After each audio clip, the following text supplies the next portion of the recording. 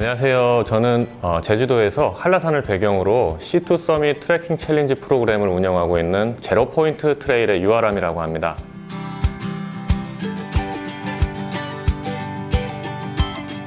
앞서 제가 제 소개를 드릴 때 C2 서밋 트레킹 챌린지라고 말씀을 드렸는데요. 한라산을 오른다고 가정을 하면 성판악 탐방로 입구나 관음사 탐방로 입구에서 보통 오르시게 되실 거예요. 그 지점부터 출발을 하게 되면 해발 650m나 750m에서 출발을 하시게 되는 겁니다. 실제로 한라산 정상 1947m까지 약 1300m 정도만 오르시게 되는 건데요. 제로포인트 해발 0m에서부터 한라산을 오르게 되면 실제로 제주 앞바다 해수면에 가장 가까운 곳에서부터 정상 1947m까지 어떠한 동력의 힘도 빌리지 않고 온전히 참가자의 두 다리로만 오르게 되는 겁니다. 제로포인트 트레일이라는 것은 해발 0m에서부터 그 지점의 가장 높은 곳까지 오르는 그런 개념을 표현하고 있는 거죠. 지금 한라산 프로그램이 오리진 프로그램이고 퍼스트 스텝, 세컨드 스텝, 서드 스텝이 있습니다. 서드 스텝이 31km의 코스를 하루 안에 완주하는 프로그램이고요. 이제 자신의 체력이나 시간적인 여러 가지 조건들이 허락하지 않는 분들을 위해서 31km 코스를 두 번에 나누어서 참가하실 수 있도록, 완주하실 수 있도록 나눠 놓은 프로그램이 퍼스트 스텝과 세컨드 스텝입니다. 네, 지금 이 촬영이 이루어지고 있는 곳은 제로 스테이션이라는 저희 공식 운영처입니다. 저희는 트레일 카페, 트레킹 베이스 캠프를 지향하는 그러한 공간입니다. 물론 다른 카페들처럼 커피나 음료, 이제 일반적인 그 식은 부분을 판매하기도 하지만 메뉴 중에 장거리 트레킹이나 러닝 후에 드시면 좋은 그런 독특한 음료들도 준비가 되어 있고요. 그리고 여러 가지 트레킹 정보를 얻으실 수도 있고요. 다양한 트레킹에 도움을 드릴 수 있는 다양한 굿즈들과 장비들도 일부 판매를 하고 있는 그런 공간입니다. 네, 지금 저희 그 공간에서 가장 큰 벽면을 지금 가득 채우고 있는 완주 인증 명판이 있습니다. 완주자분들께서 직접 저기에 자신의 완주 연번과 이름이 새겨진 명판을 완주하시고 나서 직접 붙이시게 되어 있습니다. 그리고 모든 완주자분들께는 저희 제로포인트 트레일이 공식적으로 인증하는 완주 인증서를 제공해드리고 있습니다. 이 C2 서밋이라는 것은 국내에서도 길을 걷고 등산을 좋아하시는 분들에게는 어떤 로망 같은 어떤 그런 콘텐츠입니다. 그래서 저희 참가자분들은 20대에서부터 60대까지 굉장히 참가 연령층이 다양한 편입니다. 가장 낮은 연령층이 왜 20대냐? 저희 프로그램은 장거리이기 때문에 미성년자는 참가하실 수가 없습니다. 그래서 20대부터 현재 60대까지 다양한 연령층을 참가자로 가지고 있습니다.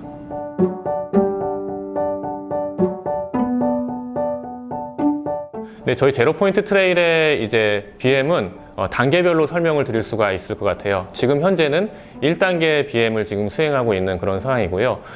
참가자들이 참가하고 있는 그 참가비, 그리고 여러 가지 저희가 생산하고 있는 굿즈 수입, 지금 한라산 오리진 프로그램에서 발생하고 있는 것들이 지금 1단계 비즈니스 모델입니다. 다음으로 2단계는 저희 제로포인트 트레일이 내륙으로 진출을 예정하고 있습니다. 지금 2021년도 3분기 내에 제로포인트 트레일 서울 프로그램이 오픈이 되고요. 이제 서울 프로그램도 마찬가지로 제로포인트 트레일 가치와 정신을 가지고 무동력으로 이제 오르는 그러한 프로그램입니다. 이제 제주도 한라산에 국한되어 있던 트레킹 프로그램과 BM이 내륙으로 좀 더 많은 스팟들에서 확장돼서 운영된다고 보시면 될 것 같고요. 마지막으로 3단계 BM이 저희 최종 BM입니다. 이러한 C2 서밋이라는 독특한 프로그램으로 형성된 팬심, 그리고 이러한 브랜딩을 가지고 제로포인트 트레일이라는 아웃도어 하드웨어 브랜드를 런칭하는 것이 저희 최종 목표입니다. 저희 제로포인트 트레일은 앞으로 해외 확장도 목표로 하고 있습니다. 그 지역의 가장 낮은 곳, 해발 0m와 그 지역의 가장 높은 하이스트 포인트라는 조건만 성립이 되면 제주도 넘어서 내륙, 또 넘어서 해외까지 얼마든지 확장 가능한 확장성을 가지고 있습니다. 동서남북에서 한라산 백록당까지 오르는 이제 4가지 코스로 제로포인트 트레일을 확장할 계획이었고, 현재 거기에 대한 굿즈라든가 이제 여러 가지 준비들도 다 마무리된 상태입니다. 근데 아직까지 오픈을 하지 못했어요. 예를 들어서 서귀포항에서부터 남쪽에서부터 올라오는 코스도 있고요, 수월봉에서부터 올라오는 코스도 있고요, 성산 일출봉에서부터 올라오는 코스도 기획이 됐었어요. 근데 하지만 지금 현재 제주도의 도로 상황, 코스 상황상 너무나도 이제 보행하기에는 환경이 좋지 않고 위험했기 때문에 이제 오픈할 수 없었던 그런 코스들이 있습니다. 제주도가 아시듯이 날씨의 변화가 굉장히 심합니다. 전날 누가 봐도 통제가 될 수밖에 없는 상황이었는데도 불구하고 그래도 올라갈 수 있는 곳까지만으로도 최선을 다하게 해달라 하셨던 그런 분이 계세요. 근데 되게 드라마틱하게도 기적적으로 그분이 오르실 때 통제가 해제되고 정상이 열렸습니다. 그러니까 끝까지 최선을 다하셨던 분이 결국에는 본인의 어떤 그런 마인드, 노력으로 정상까지 끝까지 오르셨던 분이 계세요. 제로포인트 트레일이 단순히 힘든 여정을 통한 육체적 도전만을 말하고 있진 않아요. 저희 제로포인트 트레일은 첫 마음, 한계의 도전, 자신과의 싸움, 리스타트 이런 핵심 가치를 가지고 있습니다. 네. 제로에서부터 시작을 하기 때문에 여러 가지 다양한 고민을 갖고 계신 분들, 어려움을 갖고 계신 분들이 어떤 삶의 모멘텀으로, 전환점으로 활용하실 수 있는 이제 그런 가치를 전달하고자 하는 부분도 있어요.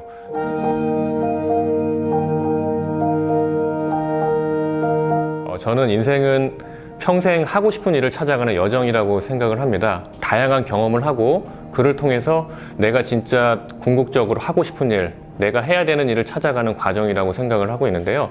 저는 사실 아웃도어와 관련된 일로 사회생활을 시작하진 않았어요. 도시계획을 전공하고 이제 건설회사에서 근무를 했었고요. 그 뒤로도 이제 뭐 개인 사업이라든가 또 제주도에 내려와서는 시금 사업도 했었고요. 굉장히 다양한 일을 했습니다. 근데 이 다양한 일들에서 제가 굉장히 얻은 큰 교훈이 있어요. 모든 일들은 연결되어 있다는 겁니다. 어떤 일, 잡을 가지고 경험을 하고 이제 살아가다 보면 내가 왜 이런 일을 하게 됐을까?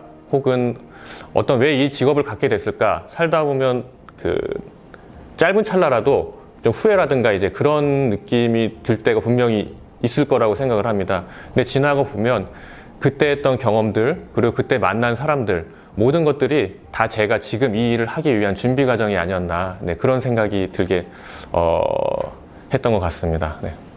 한라산이 대한민국에서 가장 높은 산이라는 게 이제 가장 첫 번째 이유고요. 그리고 또 그 다음으로 가장 핵심적인 이유는 제가 한라산을 너무 좋아했다는 겁니다. 저는 입도 9년차 이주민인데 제가 제주도에 이제 정착해서 살게 된 이유 중에 가장 큰 이유도 한라산이었어요. 네. 제주도에 입도하기 전에도 1년에 10수차례 이상 한라산에 오르기 위해서 제주도를 찾았었습니다. 이제 그러한 과정들이 이제 저를 제주도에 살게 했고, 당연히 가장 많이 오르게 되는 산이 한라산이었고, 이제 거기에 더하여서 대한민국에서 가장 높은 산이 한라산이었다는 이제 여러 가지 이유들이 제로포인트 트레일의 첫 번째 오리진 프로그램을 한라산으로 선택하게 만들었습니다. 2013년도에 제가 굉장히 존경하는 산악인께서 에베레스트를 C2 서밋으로 올라가시는 걸 보고 너무 큰 감동을 받았습니다.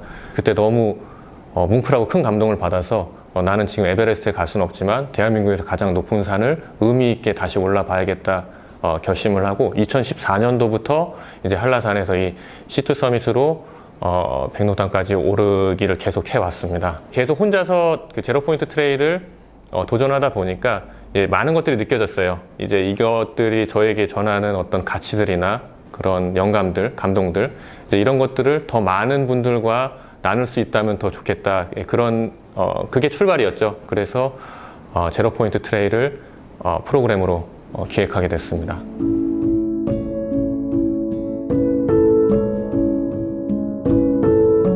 먼저 저희가 작년에 중소기업 벤처부에서 주관하는 로컬 크리에이터 지원 사업에서 로컬 크리에이터로 선정이 됐습니다. 그걸 계기로 이제 야놀자와 로컬 크리에이터들이 협업하는 프로그램에 지원을 할 수가 있었어요. 지금까지 제주도가 갖고 있는 관광시장의 어떤 그 단순함? 이런 것들. 보통 제주 관광 생각하시면 맛집, 그리고 뭐 올레길, 생각할 수 있는 것들이 좀 한정적이지 않은가, 이제 그런 안타까움이 들더라고요. 근데 제로포인트 트레일 같은 새로운 이제 한라산을 오르는 새로운 방법이라고 저희는 말씀드리는데요. 이제 제주를 즐기는 새로운 방법 중에 제로포인트 트레일 같은 콘텐츠도 있다는 것들을 더 많은 분들에게 알리고 공유할 수 있으면 좋겠다는 그런 취지로 참가하게 됐습니다. 여러 가지 지원 사업이라든가 공모전을 좀 적극적으로 참가하시고 활용하셨으면 좋겠다는 말씀을 항상 드리고 있습니다. 왜냐하면 꼭 그 사업에 선정되지 않더라도 굉장히 큰 경험이 됩니다. 사업 계획서를 쓰는 방법이라든가 뭐 여러 가지 발표, 피칭하는 것들 이제 한 번, 두 번 참가해 보실 때마다 이제 계속 성장하는 이제 자신과 팀을 발견하실 수 있을 거예요. 네, 그래서 그런 기회가 있을 때마다 알아보시고 이제 적극적으로 참가하시는 것이 너무나 좋은 밑거름이 될 거라고 일단 그 말씀을 먼저 드리고 싶고요. 그리고 피칭에 대해서도 굉장히 많은 도움을 받을 수 있습니다. 어떤 것들이 신뢰감 있게 잘 전달할 수 있는가, 이제 이런 것들 기본적인 것에서 시작을 해서 파워포인트 어떻게 하면 간결하고 직관적으로 이제 심사위원 듣는 이에게 이제 정보를 전달할 수 있는가, 이 여러 가지 부분들을 도움을 주고 계세요. 근데 실제로 지원 사업에서 그런 것들을 굉장히 큰 도움을 받아서 저희가 좋은 결과를 얻을 수 있었다고 생각을 합니다. 그 사업 계획서를 쓸 때 제가 가장 중점으로 이제 생각하는 건 물론 BM도 물론 있습니다만 이제 저희 프로그램, 우리가 갖고 있는 콘텐츠나 서비스가 이제 많은 사람들에게 어떤 가치를 전달할 것인가에 대한 고민을 굉장히 많이 합니다. 그게 개인적인 가치일 수도 있고 사회적인 가치일 수도 있어요. 근데 저는 두 가지 다 놓치면 안 된다고 생각을 해요. 적정한 밸런스를 유지해야 된다고 생각하고요. 이제 그 부분이 사업 계획서에 굉장히 중점적으로 제가 반영을 하고 있는 부분이고요.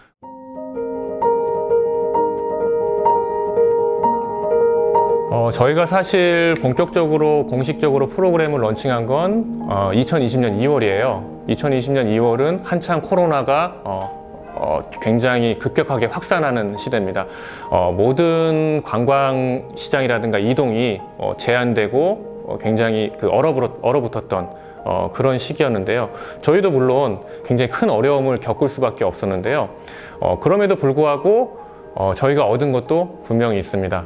제로포인트 트레일은 1인부터 시작해서 2인, 3인, 그러니까 소규모로 상설 참가할 수 있는 그런 챌린지 프로그램이에요. 지금까지의 어떤 아웃도어 액티비티 대회랄까요? 그런 챌린지 프로그램들은 연중 1회 혹은 2회 한정적으로 열리고 대규모의 인원을 가지고 진행되던 그런 프로그램들이었습니다. 현실적으로 코로나 시대, 이제 이런 팬데믹 시대에는 할 수도 없고 굉장히 부적합한 그런 구조인 거죠. 그럼에도 불구하고 제로포인트 트레일은 소규모로 상설로 참가하실 수 있었기 때문에 그런 것들이 오히려 제로포인트 트레일에는 더 그 긍정적인 부분으로 작용하지 않았나. 예. 제가 정의하는 코로나19는 한마디로 모든 패러다임을 변하게 했고, 그럼에도 불구하고 사람은 앞으로 나아가고 있다는 겁니다. 결국엔 이겨내야 되고 거기에 따른 새로운 방법을 찾고, 사실 아무도 수업이 줌으로 혹은 영상 언택트로 가능할 거라고 생각하지 않았어요. 근데 사람은 또 거기에 또 적응을 했고, 뭐 여러 가지 공연이나 음악들도 지금 현실에 맞게서 계속 변화를 하고 있는 거죠. 아웃도어 분야도 마찬가지입니다. 근데 결국에는 그 어떤 문제점을 해결하기 위한 해결점을 찾고 또 앞으로 나아가는 게, 그게 저희가 앞으로 해나가야 될 그런 일이 아닌가 생각을 합니다.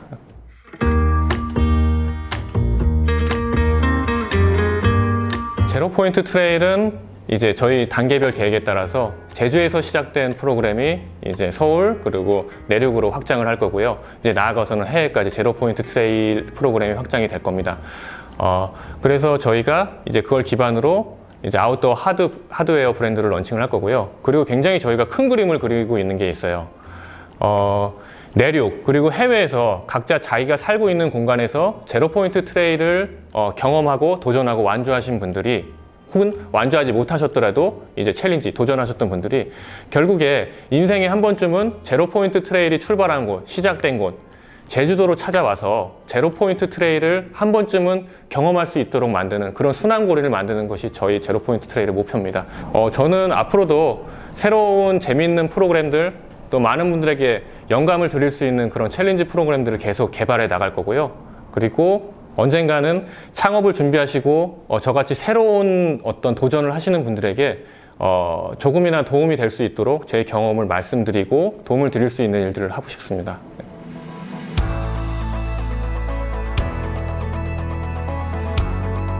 많은 분들이 그 프로그램이나 아니면 서비스를 계획을 할 때 저 사람에게 무엇을 팔까를 고민하시고 거기서 끝나는 경우가 많아요.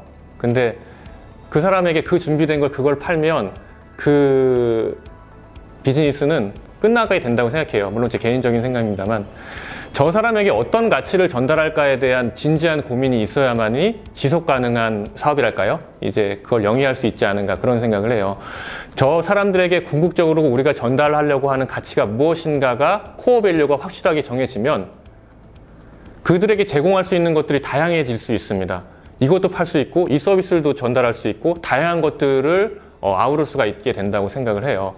처음 창업을 기획을 하실 때 저 사람들에게 정서적이던 서비스든 어떤 재화든 간에 그걸 통해서 저 사람들에게 전달되는 가치가 무엇인가에 대한 핵심적인 코어 밸류를 확실하게 고민을 하시고 그게 준비됐을 때 다음 스텝으로 넘어가시는 걸 좀 권해드리고 싶습니다.